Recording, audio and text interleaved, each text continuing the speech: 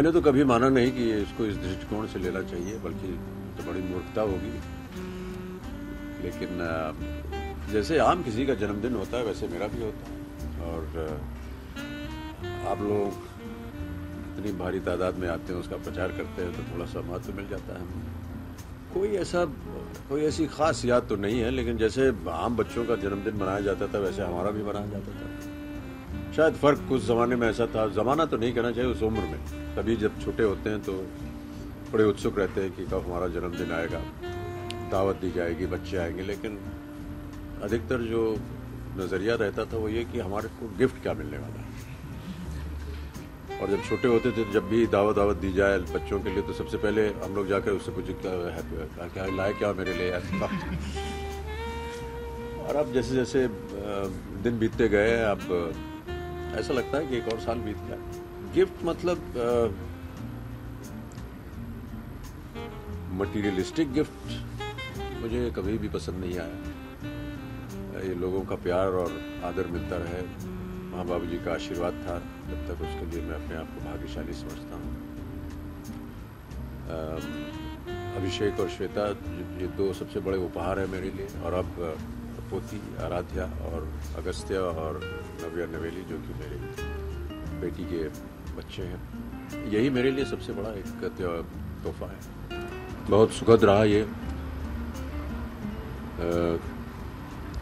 बहुत से अच्छे लोगों के साथ काम करने का अवसर मिला।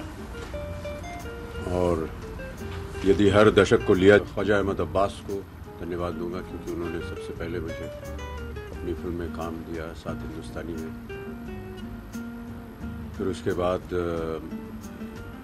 ऋषिकेश मुखर्जी, और ऋषिदा के साथ मैंने सबसे ज़्यादा फिल्में की हैं उनके निर्देशन में।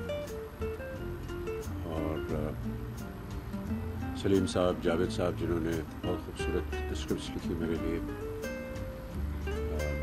मनमोहन देसाई, प्रकाश मेहरा, रमेश सिप्पी, यश चोपड़ा, सभी दिग्गज लोगों के साथ काम करने का अवसर मिला। ये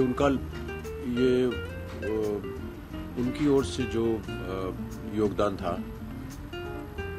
वो मैं ज़्यादा महत्वपूर्ण समझता हूँ, क्योंकि वो कहानियाँ लिख के लाते थे और वो ऐसा समझते थे कि मैं उन्हें निभा सकूँगा, इसलिए मैं करता था। लेकिन कहानियाँ और उनका जो एक दृष्टिकोण था वो उनका होता था। हमने कभी भी ये नहीं कहा कि मेरे लिए कुछ ऐसा लिखा जाए। रोल मॉडल नहीं,